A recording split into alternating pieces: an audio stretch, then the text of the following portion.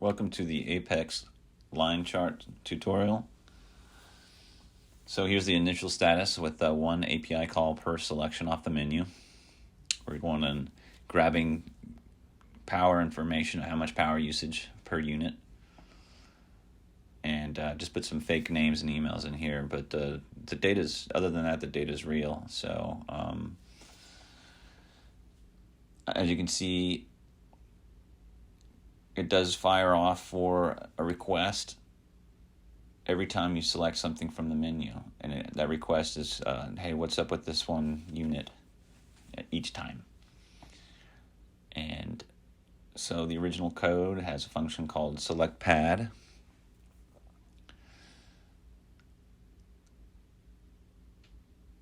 And here's selectPad. And you're going to find out which pad. If it's default, then it just shuts it down. Otherwise, we're going to ask what exactly the data is from that one specific pad. So let's take a look at the values of this menu. And like I said, real important to notice that value of the first one is default. So if default shows up currently, it just turns it to return false. Anyway, so otherwise, if it's not default, it goes on and starts to find out what's that pad's information. And once it gets that, it goes ahead and preps the data and gets it prepared and stores it for the app to work.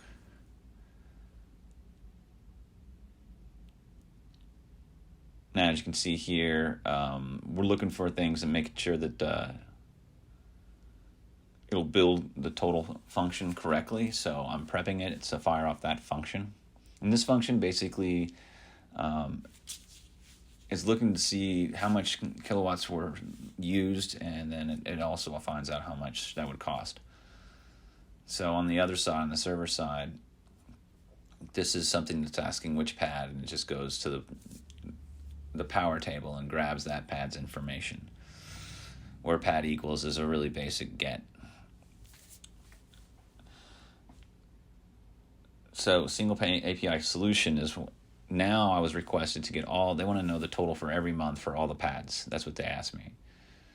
Okay, so to do that, I'm just going to do one call now when we get to the actual, once we get here, I'm just going to do one call. And now I've got all the information I ever wanted. And I used the default, I reutilized the default as opposed to all the pad numbers to get that information. As you can see, I still have it set up to where if it's not default, it'll grab that pad's information, even though I don't use it, but it's there. And so if it's default, we just go ahead and get everything from the table. And from here, my one call gets utilized to build out every pad power, all the money collected every month for all of the pad units. And so I can go down now and go to each pad and get every month that specific pad does. Now, keep in mind, though, I'm not making an API call anymore. I've already made that. I had made that when this page loaded. So now this one basically just goes through when I select here, and I'm basically, I've created all the data is in one spot now currently, so I'm basically just going in and filtering out based on that pad, and I don't need to make an API call anymore.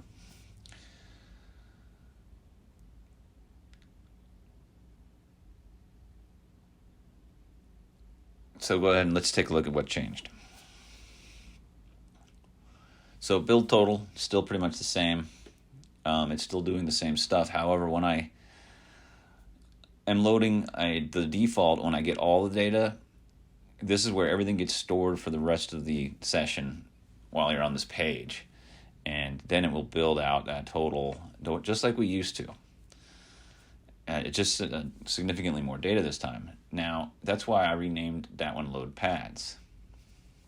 And I took, it used to be named Select Pad, and I put Select Pad somewhere else, and Load Pad is on the page load. Select Pad is just when that menu changes. the select menu gets selected. Now it doesn't do an API call. It just goes through the local data that I've already saved. And it acts as a filter for that month and for the month and for the pad selected. And then from there, it will go along with the build data. And see, build data doesn't care how much information. It's still the same function no matter what. So this time, I'm just not sending it a ton of information. It's just for one specific pad, as opposed to the other one, it would take all of it. So I didn't really do anything different to that function. Now let's talk about the graph from Apex. This is open source. I recommend checking it out. It's got great information here for months and month totals is what it needs. That'll make it operate correctly. That was something that they show in their document tutorials.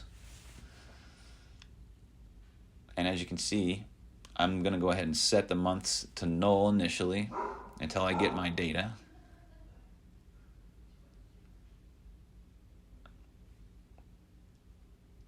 And I'm going to create a new function called build graph data. I'll send which pad was selected, and of course the object is what we want it to run through. And this will decipher for the graph. If it's the default, we know to go ahead and push through some placeholders here. And then from here, we're going to sort our placeholders. So our month is getting sorted, and for each month there's a 0 initially. And so now I go through and I find the index of that month, and I start collecting the totals for that month. So we have to set everything to 0 first, and then from there we use those placeholders, and they're based on the index of the month array. And then we start adding them together to get our total per month. And as you can see, my reverse and sort is just a fast way to get that sort working fast. So from there, I'm going to set the new state. I'm going to wait about a second because I need it to stay null for a second, and then after that, I give it the new data. That way, otherwise it won't update. It just needs a second to realize that, hey, this is null. We're going to change the state. We're going to change this, and then you bring out the new data, and it'll refresh. Let's take a look at their source code. Here's their documentation. It's using class components, but you can change that if you'd like. It's not that difficult. It's really straightforward with their options here, and as you can see, the data would be all the totals, and of course, you can change these colors and whatnot. And the categories would be the months, which ours is very similar to that. We're using the year and the month, but that's okay. So, yeah, basically I just made a copy of what they had, and I made a couple of changes, not much though. As you can see, my monthly totals are there. I did a little more styling, and I added a toolbar, and I wanted to make it fixed to 2, so my numbers didn't have really long fractions. The width, and that accepts a string as long as when it's a percentage. So here's what you need to make the component run. And I hope you enjoyed this.